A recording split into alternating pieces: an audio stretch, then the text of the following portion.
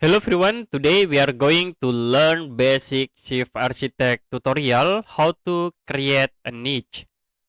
So if you want to create a niche, you can use the window tools, click these icons, window tools, and then click wall niche. So I will create like at this wall, you can click to apply. So you can see in 3D view, we have a niche. If you want to edit this niche, you can select and double click to open wall niche specification.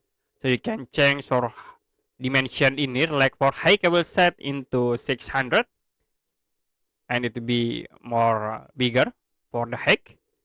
Now you can set for casings by checking at these options. This is for lintel, or you can use seals show in the below of this niche, and this is for frame. You can set for frame size for side, tops, and bottom, shape, arch, and another option. If you done, you can click OK to create a niche.